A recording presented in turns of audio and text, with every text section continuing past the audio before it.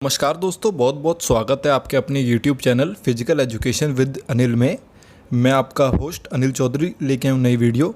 दोस्तों, हमेशा की तरह 20 क्वेश्चंस की MCQ वीडियो आपके सामने आ चुकी है और आज पहले ही बता दूं कि आज की वीडियो काफ़ी ज़्यादा इन्फॉर्मेटिव होने जा रही है, क्योंकि लास्ट टाइम के जो 3 क्वेश्चंस थे वो काफ़ी ज़्यादा पज़ल करने वाले क्वेश्चंस थे, इतने ईजी नहीं थे। तो उन 3 क्वेश्चंस को थोड़ा डेप्थ में लेके चलेंगे और आज के जो लास्ट के 3 क्वेश्चंस हैं वो बहुत ज़्यादा टफ नहीं है। तो देखते हैं आप सब में से कितने लोग उसका सही आंसर देते हैं और कितने लोग गलत आंसर देते हैं। तो स्टार्ट करने से पहले कहना चाहूँगा, अगर आप DSSB, KVS, NVS या UPTGT, PGT या उत्तराखंड LT, आप किसी भी एग्ज़ाम की तैयारी अगर आप कर रहे हैं तो आप हमारे पेड ग्रुप से जुड़ सकते हैं और अपनी तैयारी को एक नई तरीके से, मतलब कि उसको एक नई रचना दे सकते हैं। ठीक है दोस्तों, और आप चैनल को सब्सक्राइब करें। अगर आपकी वीडियो अच्छी लगती है तो ज़रूर करें, वरना कोई दिक्कत नहीं है, क्योंकि हमें अपनी अपने वीडियो के वर्क पे पूरा भरोसा रहता है। ठीक है दोस्तों, तो चलिए स्टार्ट करते हैं पहले क्वेश्चन के साथ। दिल पे सिंपैथेटिक और पैरासिम्पैथेटिक न्यूरॉन्स के प्रभाव को सबसे अच्छा वर्णित किया जा सकता है। The effect of sympathetic and parasympathetic neurons on the heart can best be described as। तो इसको थोड़ा सा समझाने से पहले मैं आपको 2-3 चीज़ें बताना चाहूँगा, क्योंकि देखो नर्वस सिस्टम से रिलेटेड है क्वेश्चन, तो नर्वस सिस्टम में पता होना चाहिए। तो दोस्तों, नर्वस सिस्टम जो है आपका 2 तरीके के सिस्टम से बनता है। पहली चीज़, थोड़ा बेसिक्स भी ज़रूरी है ना, तो सेंट्रल नर्वस सिस्टम और पेरिफेरल नर्वस सिस्टम। ठीक है, सेंट्रल में होता है क्या, आपका दिमाग और आपकी रीढ़ की हड्डी, मतलब कि स्पाइनल कॉर्ड। ठीक है, मैं शॉर्ट में लिख देता हूँ, ब्रेन प्लस स्पाइनल कॉर्ड। ठीक है, ये बनाते हैं दोनों मिलकर सेंट्रल नर्वस सिस्टम। और पेरिफेरल में क्या आते हैं दोस्तों, अब इनके बाहर भी बहुत सारी चीज़ें होंगी। ब्रेन और स्पाइनल कॉर्ड को छोड़ दें अगर आप, हाथ पैर पेट वेट, इन सब चीज़ों में बहुत सारी नर्व्स होती हैं, तो वो आपकी आती हैं किसमें, पेरिफेरल नर्वस सिस्टम में। ठीक है दोस्तों, अब पेरिफेरल नर्वस सिस्टम भी 2 तरीके का होता है। ठीक है, पेरिफेरल नर्वस सिस्टम भी 2 तरीके का होता है। एक होता है सोमैटिक और एक होता है ऑटोनोमिक। ये गलत हो गया था यहाँ पे, थोड़ा सा नोमिक। ठीक है, सोमैटिक का मतलब क्या होता है दोस्तों, सोमैटिक का मतलब होता है वॉलंटरी। वॉलंटरी मतलब क्या होता है, जो हम लोग अपनी इच्छा के अनुसार कर सकें। जैसे सोमैटिक में क्या आता है, हम अपनी जो मांसपेशियां हैं तो बहुत सारी हमारी, जैसे आप लेके चलिए जो स्केलेटल मसल्स होती हैं हमारी, ठीक है, तो वो सारी की सारी हम लोग अपने मन के अनुसार उनको काम करवा सकते हैं। जैसे बाइसेप्स की हो गई, क्वाड्रिसेप मसल हो गई, ठीक है, सारी हो गई आपकी मोस्टली, तो वो आती है सोमैटिक में। अब ऑटोनोमिक में कौन सी चीज़ें आती हैं दोस्तों, ऑटोनोमिक मतलब कि जिस पे आपका कंट्रोल ना हो। जैसे अगर मैं बात करूं, मैं खाना खाता हूं तो ये जो नीचे हमारा खाना खुद चले जाता है, ये एक ऑटोनोमिक काम है। अंदर पाचन होता है, ये एक ऑटोनोमिक काम है। आपका यूरिनेशन मतलब कि जो आपका टॉयलेट बनता है, ये एक ऑटोनोमिक काम है। हार्ट बीट आपकी, दिल धड़कता रहता है, आप अपनी इच्छा के अनुसार तो नहीं धड़काते हैं, खुद धड़कता है। तो ये सारी चीज़ें आ जाती हैं ऑटोनोमिक में। ठीक है दोस्तों, अब ऑटोनोमिक की बात करते हैं। ऑटोनोमिक में भी आपके 2 प्रकार के हैं, जो कि आपका सिंपैथेटिक और पैरासिम्पैथेटिक। ठीक है दोस्तों, अब इसको देख लेते हैं। तो सिंपैथेटिक का मतलब क्या होता है दोस्तों, ये कह रहा है, तो सिंपैथेटिक को हम लोग एक नाम से और जानते हैं, तो वो क्या होता है आपका, फाइट और फ्लाइट। ठीक है दोस्तों, या तो लड़ो या भाग जाओ, इसका ये मतलब है, लड़ो या भाग जाओ। ठीक है दोस्तों, अब इन दोनों काम में ही, चाहे आप लड़ो चाहे भागो, आपको बहुत ज़्यादा, मतलब कि आप में बहुत ज़्यादा कॉन्फिडेंस होना चाहिए। ठीक है, आप अगर देखोगे लड़ते टाइम आपकी आंखें कितनी, मतलब कि गुस्से में रहती हैं, आपकी मांसपेशियों में कितनी ताकत आ जाती है अचानक, या भागते टाइम भी यही काम रहता है। आपको कितना डर लगता है, आपका हार्ट रेट कितना ज़्यादा, आप कितनी तेज़ी से सांस लेने लग जाते हैं, दिल कितनी तेज़ धड़कने लग जाता है। तो ये जितनी भी मैंने चीज़ें बताई हैं आपको, ठीक है दोस्तों, ये सारी की सारी किसके अंदर आती हैं आपकी, तो सिंपैथेटिक, जो कि मैंने पहले बताया सिंपैथेटिक। ठीक है, तो ये कब काम आता है दोस्तों, जब आपको या तो किसी का डर लग रहा है या आपको कोई धमकी दे रहा है, उस टाइम पे ये चीज़ें एक्टिव हो जाती हैं। ठीक है, आपका मतलब कि थूक बनना कम हो जाता है, साल्वेशन बंद हो जाता है। ठीक है दोस्तों, और भी चीज़ें और अभी डिस्क्राइब करते हैं आगे। तो अब आ जाता है पैरासिम्पैथेटिक। पैरासिम्पैथेटिक का क्या नाम है दोस्तों, तो पैरासिम्पैथेटिक का दूसरा नाम है रेस्ट एंड डाइजेस्ट। ठीक है, आराम करो और पाचन होने दो आराम से। ठीक है, मतलब कि ये एक तरीके से क्या करता है, आपके शरीर को मतलब कि एक तरीके से काम करता है। मतलब कि काम का मतलब होता है कंपोज्ड, मतलब कि एक तरीके से आपको शांति देता है। एक तरीके से ये लड़ाई झगड़ा इन सब से एकदम आपको मतलब आराम से बिना किसी टेंशन के आप लोग हो जाते हो, बिल्कुल काम हो जाते हो। ठीक है दोस्तों, तो वो ये करता है। तो इसके अंडर भी बहुत सारी चीज़ें आती होंगी दोस्तों। तो इसके अंदर आपकी आती हैं जैसे कि साल्वेशन, थूक ज़्यादा बनने लग जाता है, साल्वेशन। इसके बाद डाइजेशन, अब जब आप अच्छे से शांति से रहोगे तभी डाइजेशन अच्छा होगा। अब आप लड़ाई करते टाइम अगर आप सोचो कि अंदर आपका डाइजेशन काम कर रहा होगा तो वो बिल्कुल गलत चीज़ होगी। ठीक है, उस टाइम पे सारी चीज़ें स्टॉप हो जाती हैं, थूक बनना एकदम कम हो जाता है गुस्से में, डाइजेशन भी एकदम कम हो जाता है। ठीक है दोस्तों, और टॉयलेट और ये सब मतलब कि आपका डिफेकेशन, मतलब कि आप कह सकते हैं, हिंदी में कहते होंगे कुछ, मेरे को याद नहीं है। तो ये सारी चीज़ें आप भूल जाते हैं उस टाइम पे। ठीक है दोस्तों, तो इनका अगर अब देखो मैंने इसका बताया था फाइट और फ्लाइट, मतलब कि लड़ो या भागो, और इसका मतलब है आराम करो और पाचन होने दो। तो दोनों ये अपोजिट हैं। ठीक है दोस्तों, अपोजिट है। एक तो आपको गुस्सा जब आता है जब काम करता है, और एक जब मतलब कि गुस्सा शांत हो जाता है तो दूसरा उसको शांत करता है आदमी को। ठीक है, गुस्सा जब वो चीज़ हट गई, जो भी वो डर था या खतरा था, उसके बाद पैरासिम्पैथेटिक हमें शांत करता है। तो ये क्या है दोस्तों, ए ऑप्शन करेक्ट रहेगा, एंटागोनिस्ट, विरोधी। और काफ़ी टाइम लेके समझाया, तो आई विश आपको ये क्वेश्चन समझ आ गया होगा। जितने भी व्यूअर्स देख रहे हैं इस टाइम पे, चाहे वो पेड ग्रुप से रिलेटेड हो हमारे या फ्री हमारे व्यूअर्स हों यूट्यूब के। चलते हैं नीचे। सेकंड क्वेश्चन, यदि अग्नाशय को हटा दिया जाए तो यौगिक जो अप्रशिक्षित रहता है, if pancreas is removed the compound which remains undigested is. तो दोस्तों क्या रहता है, सही बताया, ऑल ऑफ दीज, इन सभी, मतलब कि इनमें से कोई का भी किसी का भी पाचन नहीं होएगा, आधा रह जाएगा। जैसे कार्बोहाइड्रेट का आधा पाचन तो आपका मुंह में हो जाता है और आधा पेट में जाके होता है। तो पेट में आधा और क्यों होता है, क्योंकि पेनक्रियाज एमाइलेज बनाता है, एमाइलेज। ठीक है दोस्तों, एमाइलेज बनाता है जो किसका पाचन करता है, तो कार्बोहाइड्रेट्स का।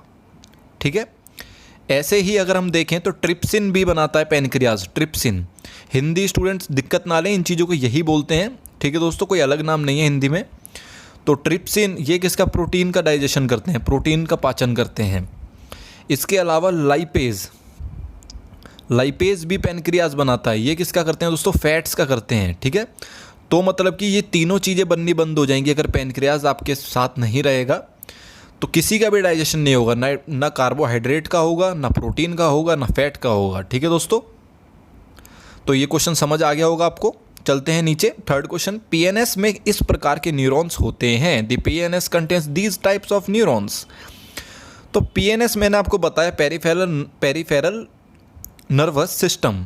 ठीक है दोस्तों, जो आप ये मान के चलिए जैसे हाथ है आपका, तो हाथ में जो भी आपका सिस्टम है, जो आपके यहाँ से आपने जैसे कोई गर्म तवा लगा दिया हाथ पे, तुरंत आप हटा लेते हो अपना। ठीक है, तवा लगती है आप तुरंत हाथ हटा लेते हो, तो उस टाइम पे पेरिफेरल सिस्टम वर्क कर रहा है, और वो कहाँ इन्फॉर्मेशन दे रहा है, जाके सेंट्रल नर्वस सिस्टम को, और फिर सेंट्रल से वापस आती है पेरिफेरल को, और यहाँ से आप लोग हाथ हटा लेते हो। और ये इतनी मिनी सेकंड्स में होता है। ठीक है दोस्तों, ये बहुत जल्दी होती हैं ये चीज़ें।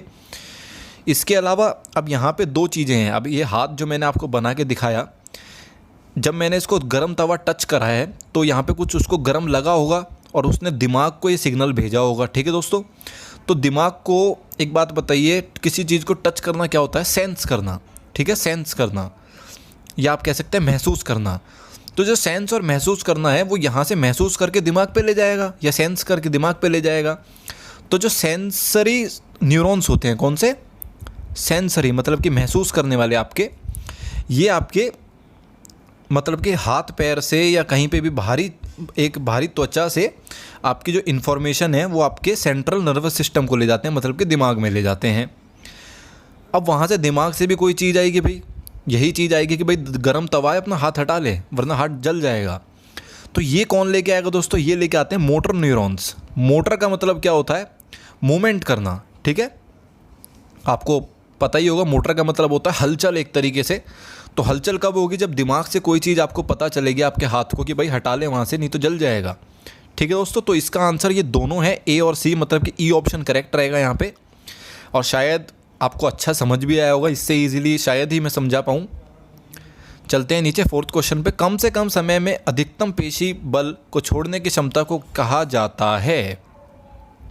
The ability to release maximum muscular force in the shortest possible time is called.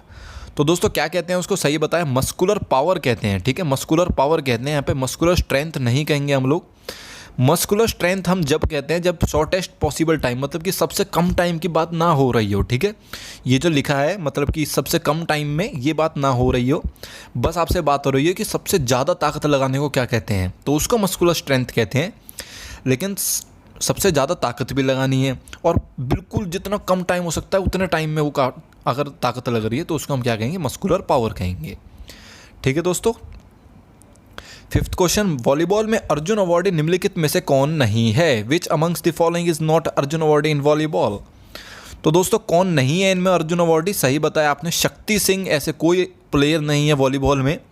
बाकी टॉम जोसेफ अभी फ़िलहाल के सबसे लेटेस्ट अर्जुन अवार्डी हैं। रमन्ना राव भी आपके अर्जुन अवार्डी हैं और दलेल सिंह जी कुरुक्षेत्र यूनिवर्सिटी, ये भी अर्जुन अवार्डी हैं। ठीक है दोस्तों, चलते हैं नीचे सिक्स्थ क्वेश्चन पे। किस एथलेटिक आत्मकथा का नाम इनसाइड ट्रैक है? Whose athletic autobiography is named inside track?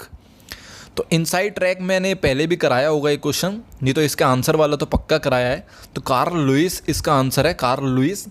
और बहुत बार इनके बारे में आपको बता चुका हूँ कार्ल लुइस के बारे में। इनके 9 तो गोल्ड मेडल हैं, स्टार्टिंग में इनके क्वेश्चंस मैंने काफ़ी कराए थे। 9 तो गोल्ड मेडल हैं इनके ओलंपिक में और एक आपका सिल्वर मेडल है। अभी गिना भी दूंगा मैं आपको दोस्तों, कोई टेंशन वाली बात नहीं है। ठीक है, तो ये चीज़ याद रखें, 9 गोल्ड मेडल हैं।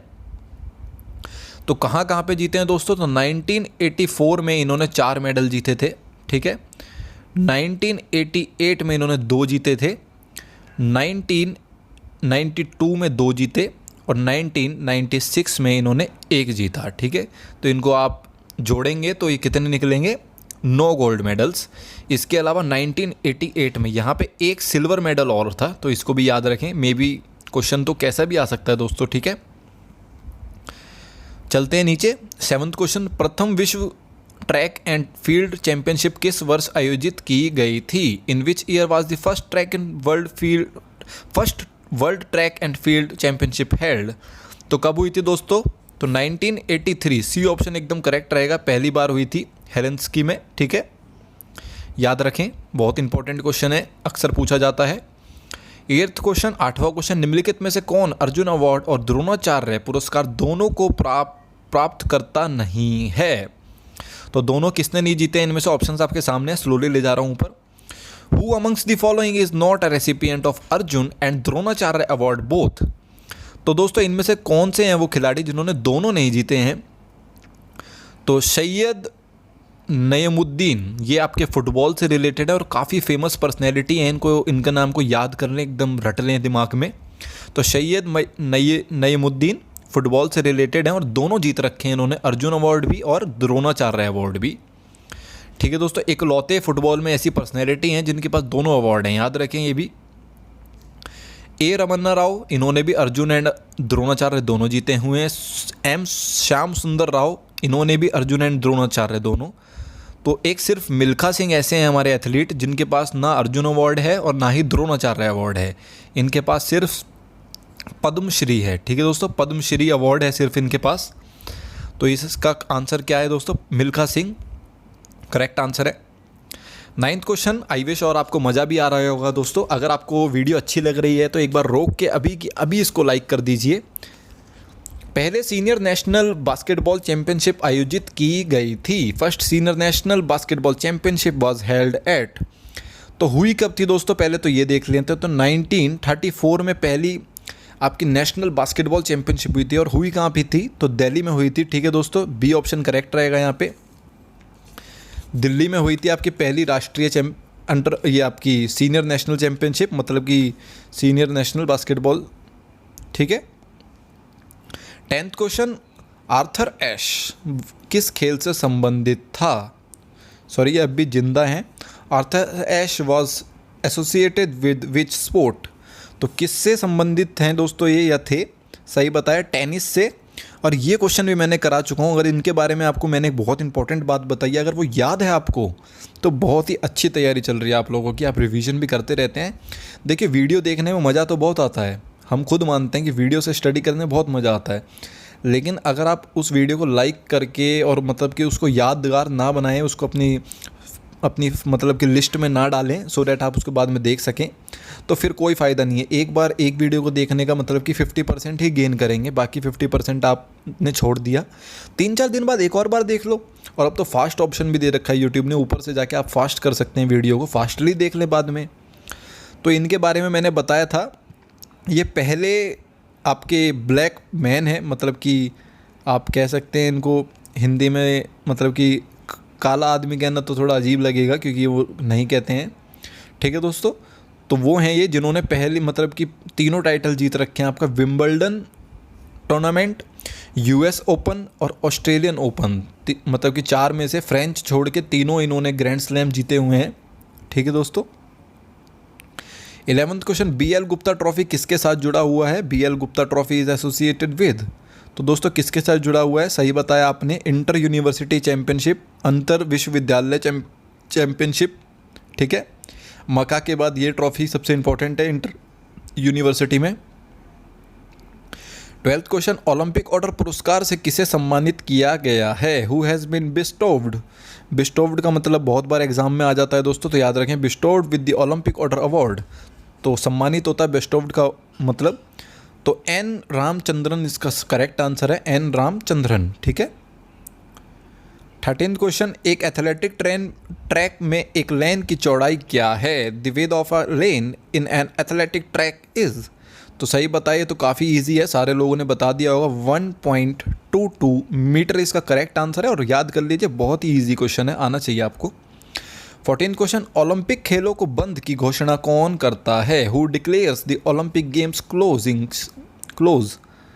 तो कौन करता है दोस्तों? बताता कौन है, कौन घोषणा करेगा कि भाई ओलंपिक गेम खत्म हो गए हैं, अब सब अपने घर जा सकते हैं, ठीक है। तो ए ऑप्शन करेक्ट रहेगा यहाँ पे, अध्यक्ष IOC के, चेयरमैन IOC।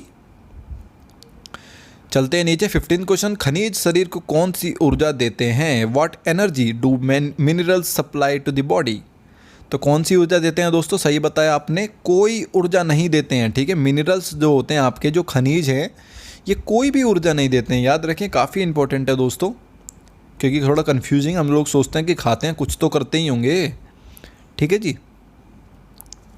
16th क्वेश्चन, लार ग्रंथि पैदा करता है, सलाइवरी ग्लैंड्स प्रोड्यूसेस, तो सलाइवरी ग्लैंड्स क्या प्रोड्यूस करते हैं दोस्तों? सही बताया आपने, पटाइलिन को करते हैं सलाइवरी ग्लैंड्स, जो आपके कार्बोहाइड्रेट्स के पाचन में हेल्प करता है।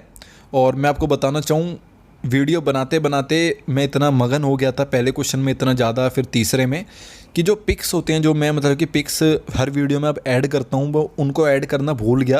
और भूल क्या गया, मतलब कि एक वो पुराने तरीके से बनाते थे, वो दोबारा आ गया था, तो उसको मैंने कंटिन्यू कर दिया, मैं रुका नहीं, क्योंकि पिक्स इतनी ज़्यादा थी नहीं इन क्वेश्चंस में, क्या पिक्स बनाए, ठीक है दोस्तों। तो सलाइवरी ग्लैंड्स टोटल 6 होती हैं आपकी, ठीक है, याद रखें, इंपॉर्टेंट क्वेश्चन है। 17th क्वेश्चन, हाई जंप का लैंडिंग अखाड़ा होगा, the landing arena of high jump will be, तो कितना होता है दोस्तों? 5 से 3 मीटर का, ठीक है, 5 × 3, याद रखिए, बहुत ज़्यादा इंपॉर्टेंट है ये भी। तो अब आ जाते हैं आप आज के आपके होमवर्क पे, तो देखेंगे कौन इसका सही जवाब देता है और कौन नहीं।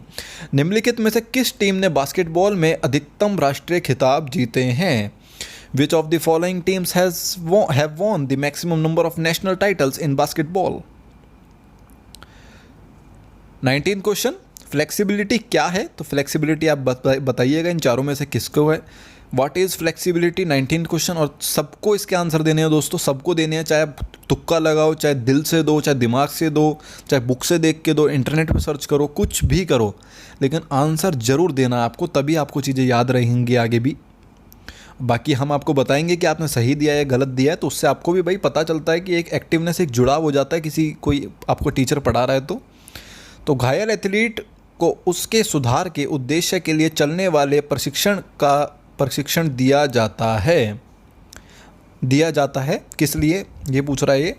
The treadmills training is prescribed for the injured athlete for the purpose of improving his और हर, तो ये कह रहा है जो ट्रेडमिल पे हम लोग भागते हैं, आपने देखा होगा ट्रेडमिल पे बहुत सारे लोग जिम में भागते हैं, ठीक है दोस्तों, मशीन होती है, रनिंग मशीन होती है पीछे की तरफ, तो इस पे क्यों भागते हैं हम लोग, ये पूछ रहा है ये, क्यों आपको प्रेस्क्राइब करा जाता है, तो ये बताना है। तो दोस्तों वीडियो के आखिर में कहना चाहूँगा, अगर आपने वीडियो लास्ट तक देखी है और आपको इस वीडियो से कुछ भी सीखने को मिला है तो चैनल को सब्सक्राइब कर दीजिए, वीडियो को लाइक कर दीजिए और कमेंट करके आंसर ज़रूर बताएं। Have a nice day, bye bye.